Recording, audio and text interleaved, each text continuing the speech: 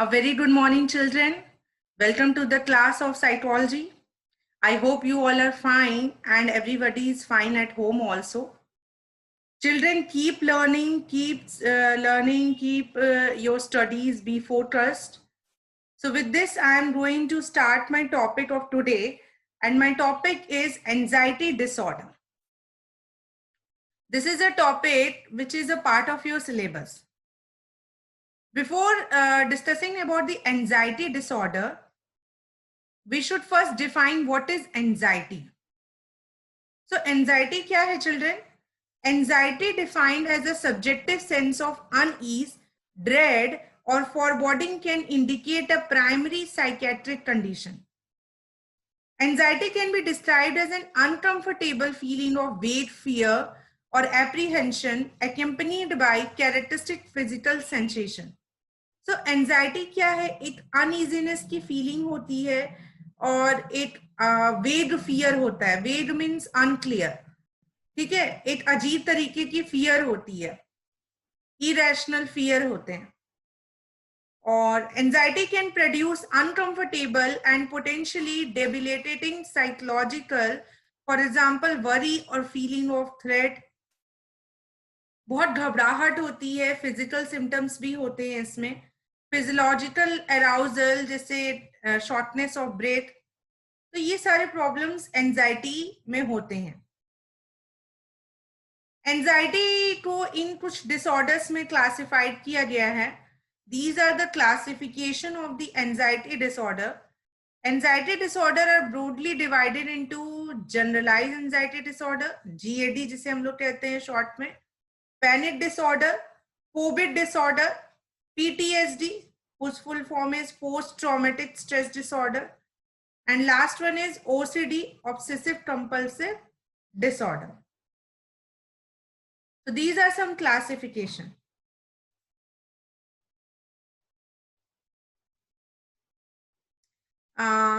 इसकी हिस्ट्री अगर देखें तो in general anxiety disorder are a group of heterogeneous illnesses that develop before age 30. age 30 से पहले ही डेवलप हो जाता है and are more common in women.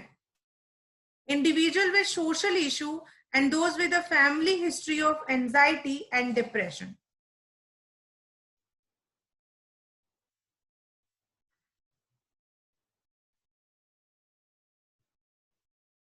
United States, the 1-year prevalence rate for anxiety disorder was 13.3.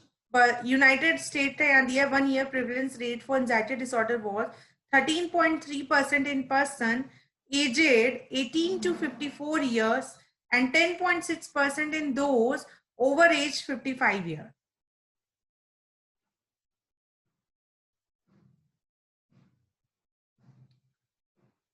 So this is the percentage of the population. Now you can see here a very beautifully it is described the symptoms of anxiety. आप देख सकते हैं sensitivity of noise. उनको जिनको anxiety होती है ना, जो एंजाइटी डिसऑर्डर जिनमें होता है या जो घबराते हैं, वो लोग को शोर नहीं पसंद होता है. ड्राई माउथ होता है उनका अक्सर. Difficulty in swelling, palpitation, restlessness, बेचैनी सी रहती है.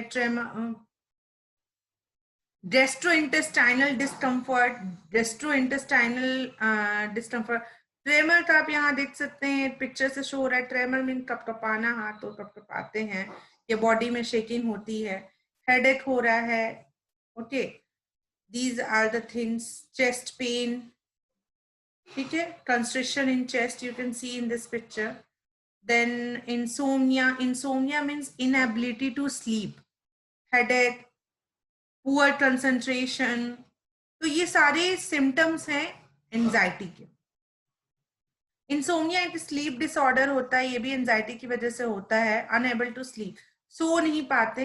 या कभी कभी इसका जस्ट अपोजिट भी होता है कि बहुत ज्यादा सोते हैं. ऐसे यूजुअली एंजाइटी में नींद नहीं आती.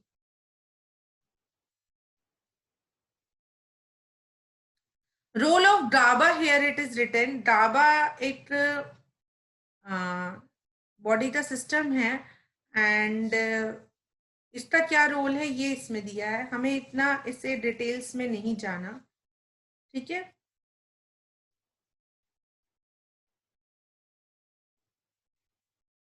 So one by one we will discuss about every disorder. So first one is generalized anxiety disorder. Generalize यानी GAD दिया है. GAD क्या होता है इसे हम लोग समझते हैं. Okay, so you can easily read it here.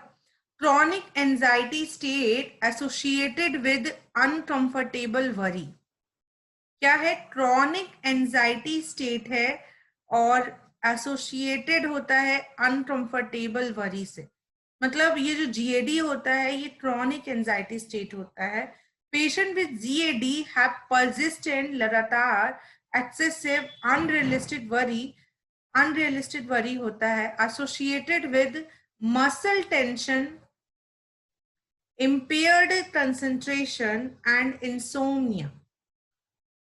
Muscle tension होता है, इम्पेयर्ड कंसंट्रेशन होता है, कंसंट्रेट नहीं कर पाते हैं, इंसोमिया होता है.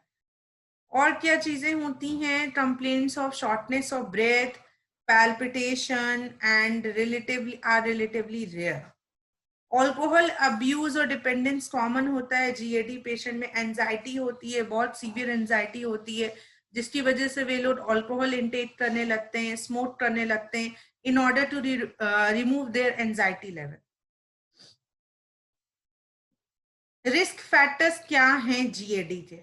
The factor that may increase the risk of GAD include family member with an anxiety disorder, increase in stress, exposure to physical or emotional trauma, unemployment, poverty, drug abuse. ये सब कुछ risk factor है GAD के. अगर कोई family member है जिसको anxiety disorder है, या स्ट्रेस उसके पास ज्यादा है, या फिजिकल या इमोशनल ट्रॉमा का एक्सपोजर ज्यादा है, अनएम्प्लॉयमेंट, पॉवर्टी है, ड्रग अब्यूज है, तो इन सारे वजहों से भी GAD हो सकता है. GAD का डायग्नोसिस कैसे होता है? GAD is diagnosed when an individual experiences unrealistic और excessive anxiety and worry. ये बहुत ही इंपॉर्टेंट पॉइंट है आप सभी के लिए जानने के लिए कि GAD को हम कैसे डायग्नोस कर सकते हैं. आप कैसे समझ सकते हैं कि उस पर्सन को GAD हुआ है? It's very important. तो अगर आप देखते हो तो कोई पर्सन है जिसको अनरियलिस्टिक और एक्सेसिव एंजाइटी या वरी है 6 महीने से ज्यादा, तो आप कह सकते हो उसको GAD के सिम्टम्स हैं. Additionally the individual must have difficult in controlling that anxiety और वरी. उसको कंट्रोल भी नहीं वो कर पा रहा है. Accompanying the anxiety or worry for 6 months with 3 or more of the following symptoms like feeling tense or restless, easily fatigued, difficulty concentrating, irritability and difficulty with sleep. बहुत जल्दी थक जाएंगे, concentrate करने में problem होगी, irritate होंगे, restless होंगे, sleep problem होगी. ठीक है. तो अगर इसका मतलब हमने आज टाइम पीरियड जाना कि अगर इस तरह के कोई सिम्टम 6 मंथ से ज्यादा अगर हो रहे हैं, तो यानी somewhere the person is diagnosed with the GAD, general anxiety disorder.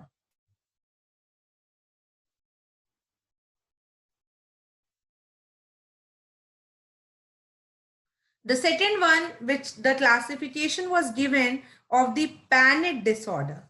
Okay, you can see the picture of panic is also given here.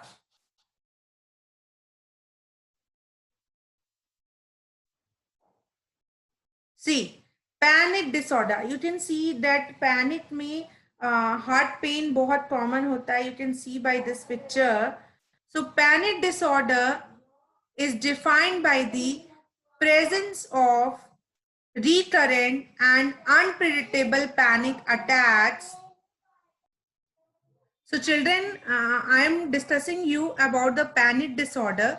So panic disorder क्या होता है? पहले हमने ये जाना कि GAD क्या है. Panic disorder is defined by the presence of recurrent and unpredictable panic attacks. Unpredictable होते हैं, ये पहले से प्री डिसाइडेड नहीं होते हैं, अचानक से ये सडन आते हैं ये अटैक्स, और which are distinct episode of intense fear and discomfort.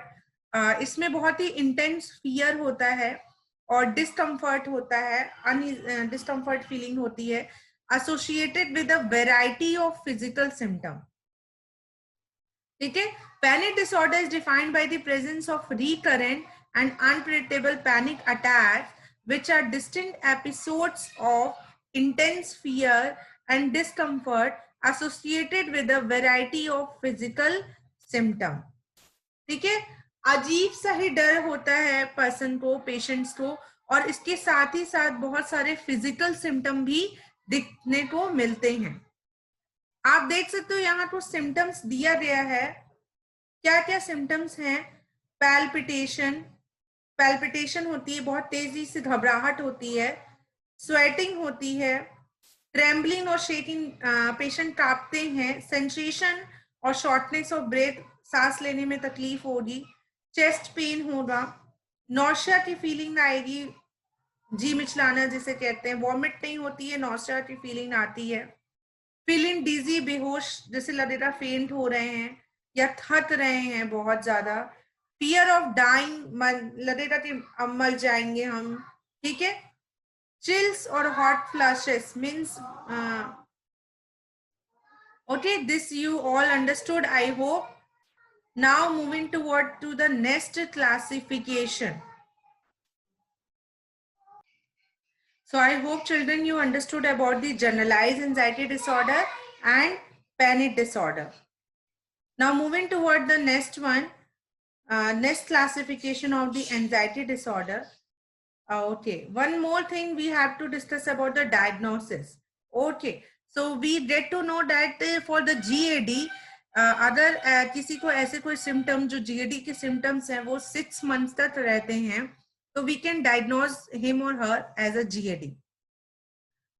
Panic की क्या डायग्नोसिस है? Panic attack usually peak in 10 minutes. Panic attack 10 मिनट में बहुत पीक पे पहुंच जाते हैं and last no longer than 30 minutes. Okay, 30 minutes तक से ज्यादा वो नहीं रहते. ठीक है. A patient is diagnosed with a panic disorder when that individual experiences unexpected repeated panic attacks, and these attacks are followed by a 1 month period of one or more. Means उस person को हम लोग panic disorder कह सकते हैं जिनको 1 महीना या 8 मंथ से ज्यादा पैनिक अटैक्स आ रहे हों और बार बार आते हों. ठीक है. वन और more persistent concern over future attack. During an attack individual will often feel like they are losing control और dying. Now, we will discuss about the third disorder, which is the phobic disorder. It is the third classification of the anxiety. Phobic disorder को भी 3 parts में classify किया गया है: specific, social and agora. So first we discuss about the specific phobia. First we discuss about the specific phobia. Okay. So the specific phobia क्या है? A specific phobia, first of all, what is phobia? Phobia एक irrational fear होता है of any object or any person or anything जिसका कोई मतलब नहीं होता और person के mind में वो fear रहता है. Now उसके भी कुछ categorization है, specific, social और agora. स्पेसिफिक फोबिया पिक्चर्स में भी देख सकते हो कि यहाँ पे इस बच्चे को इंजेक्शन से डर लग रहा है, यहाँ पे इस पर्सन को टैट से, और इसको ये स्नेक से भी डर लगता है किसी को.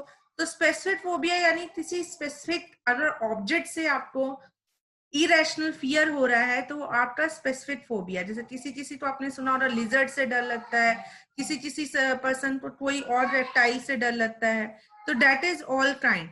A specific phobia is any kind of anxiety disorder that amount to an unreasonable or irrational fear related to exposure to some specific objects.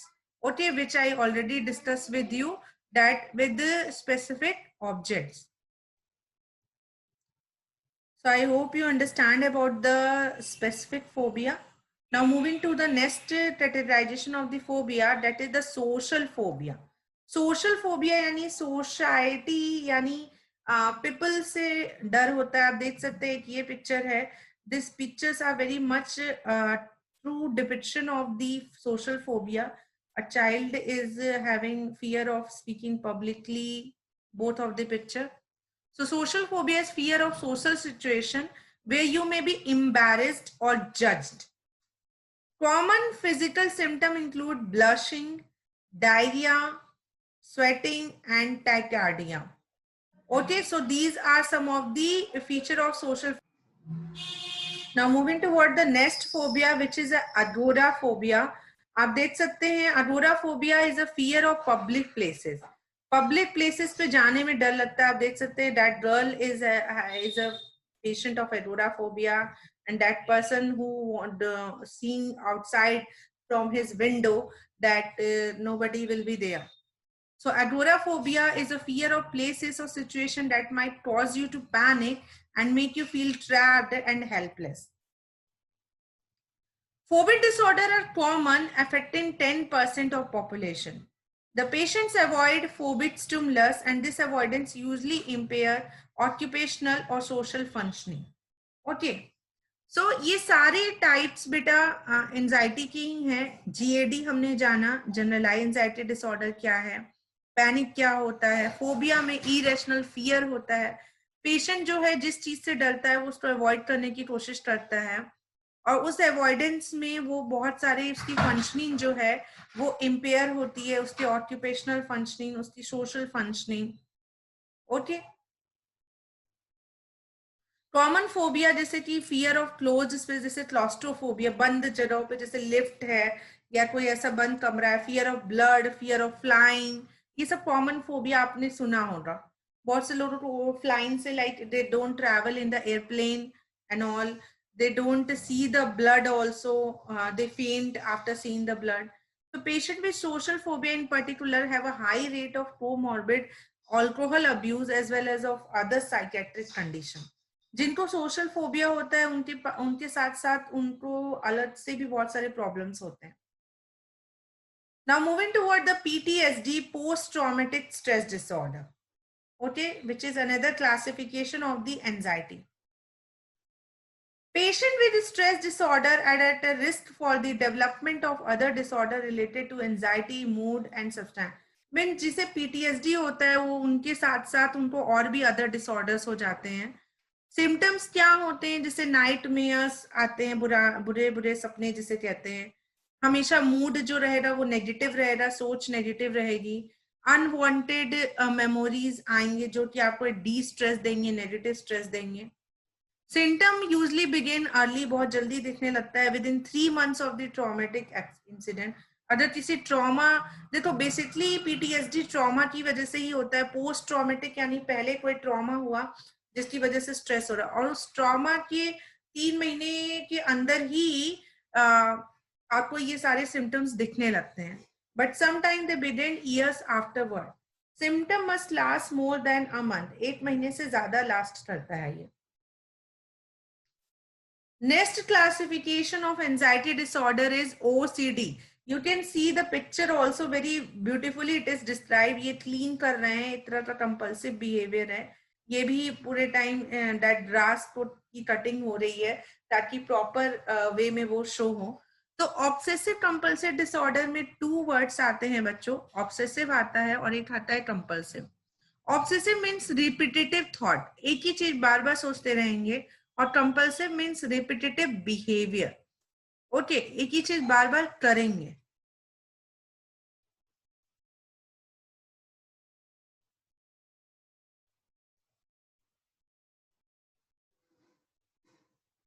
You can see that here are some more pictures which are related to the obsessive and compulsive. Like they throw a barber, they continuously brushing the tree, they continuously washing their hand, cleaning the door. So OCD is characterized by obsessive thought and compulsive behavior that impair everyday functioning. Fear of contamination and germs are common, as are hand washing, counting behavior. Counting bar bar count करेंगे, कहीं गलत तो नहीं count किया, check करेंगे, and recheck the action like whether a door is locked or not.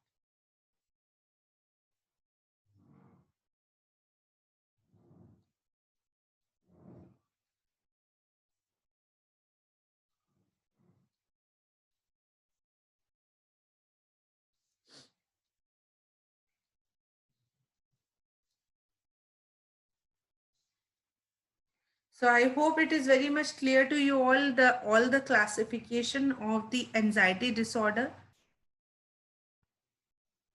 which we have discussed right now.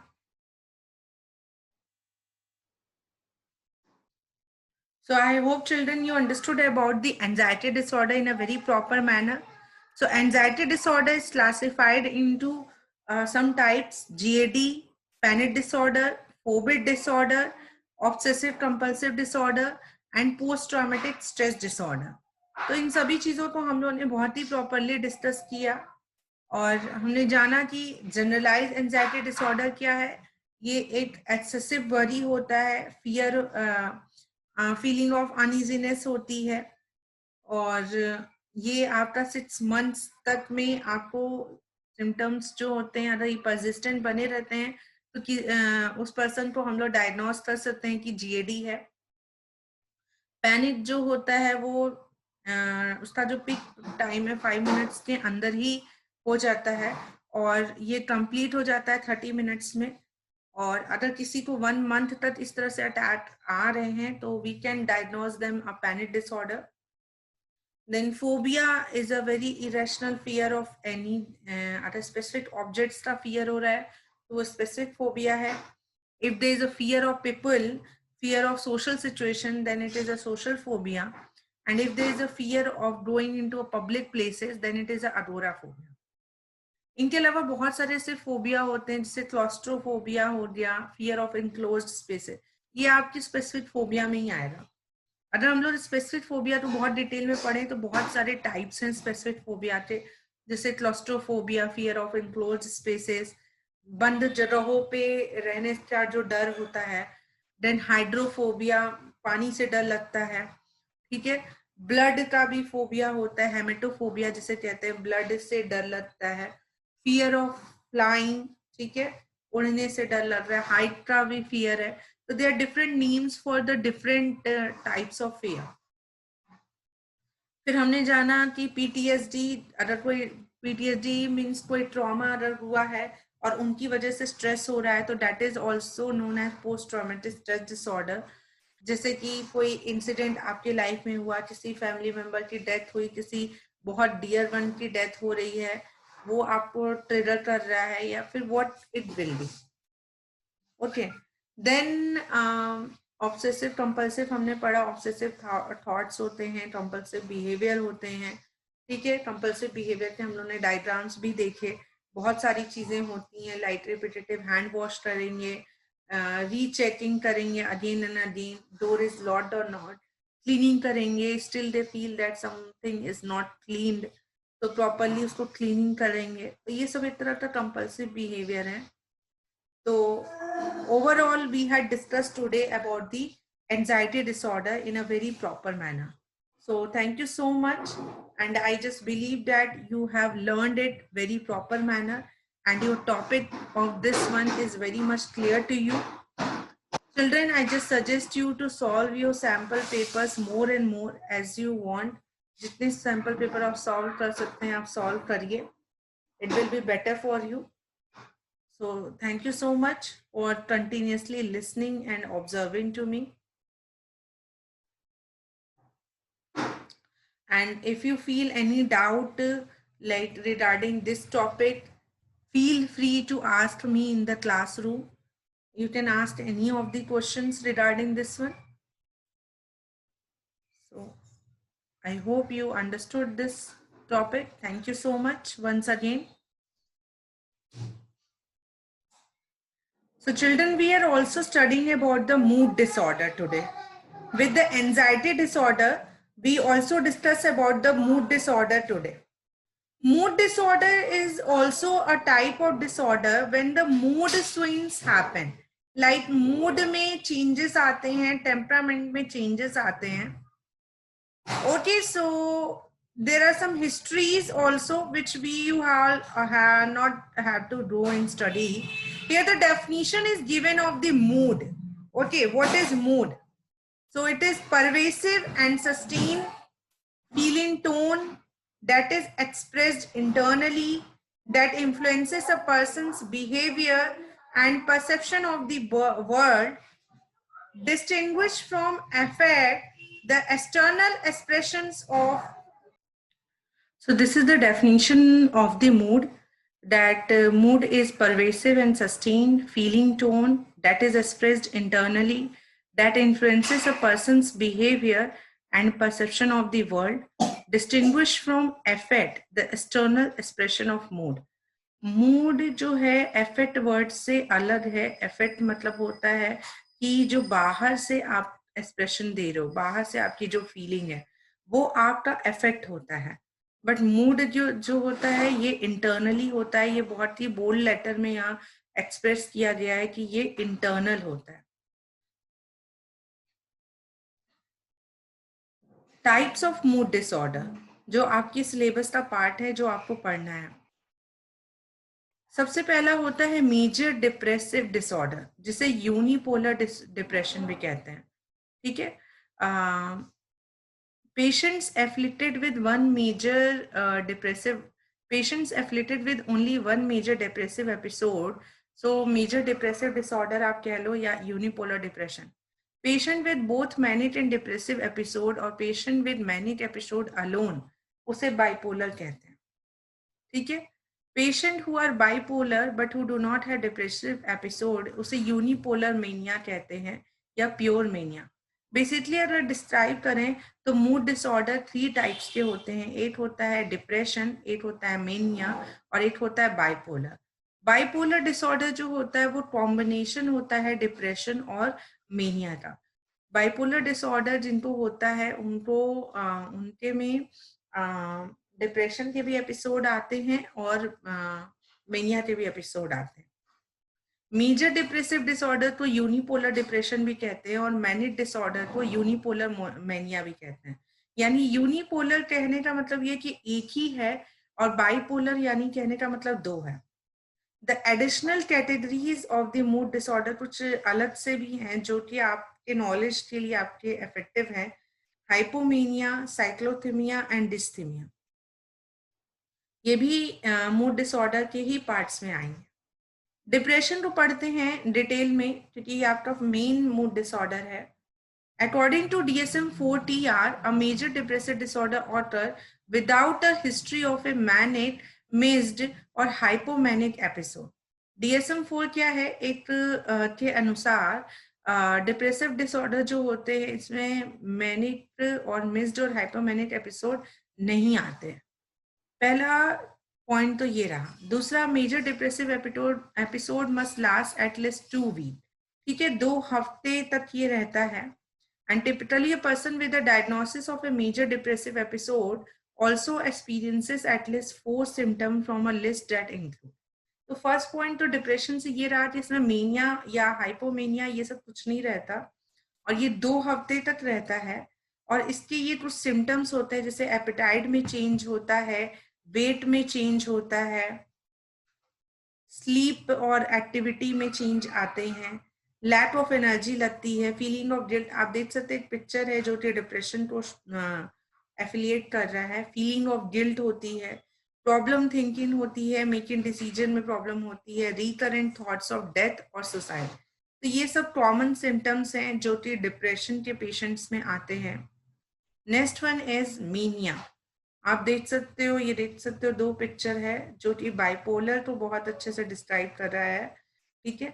Manic episode में क्या होता है? एबनॉर्मली और परसिस्टेंट एलिवेटेड मीन्स अजीब सा ही एलिवेटेड मूड होता है, बहुत ही खुशनुमा मीन्स रहता है, एक्सपेंसिव और irritable mood, lasting for at least 1 week, ये भी 1 हफ्ते तक रहता है.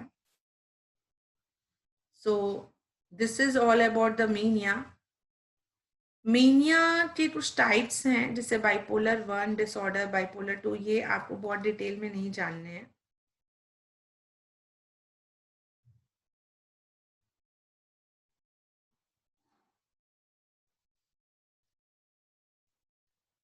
This is all like purely biological things में ये जा रहा है.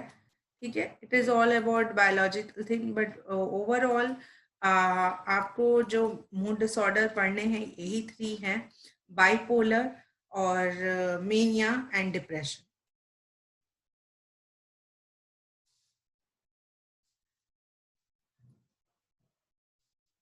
इनके अलावा जो कुछ 2 डिसऑर्डर जो और थे जो हम लोग पढ़े थे, जैसे डिस्थीमिया और साइक्लोथीमिया, तो ये भी आपको आपकी बुक में दिया गया है, ये भी आप जान लो। डिस्थीमिक डिसऑर्डर क्या होता है? ये 2 साल तक डिप्रेस मूड में आप रहते हैं patient, not sufficiently severe to fit the diagnosis of major depressive episode. ये मेजर डिप्रेसिव एपिसोड में पूरी तरह से ये नहीं आएंगे।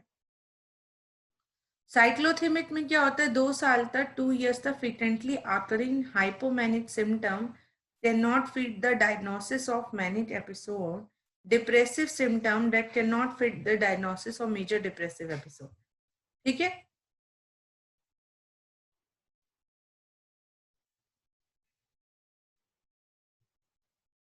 So I hope this is clear to you all about the mood disorder.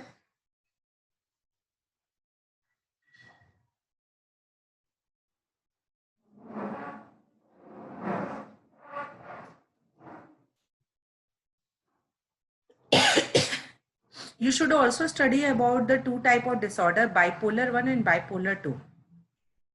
ये भी आपको जान लेना जरूरी है। बाइपोलर 1 क्या है? क्लिनिकल कोर्स ऑफ 1 और more manic episode and some time major depressive episode. एक या एक से ज्यादा मैनिक एपिसोड होता है और कभी कभी डिप्रेसिव एपिसोड होता है। बाइपोलर 2 में क्या होता है? Variant of bipolar disorder, episode of major depression and hypomania. Hypomania होता है बहुत ज्यादा, मीन्स मेनिया का फॉर्म होता है, और मेजर डिप्रेशन होता है। So this is all about the mood disorder. I hope it is very much clear to you all. Thank you so much for carefully observing this one.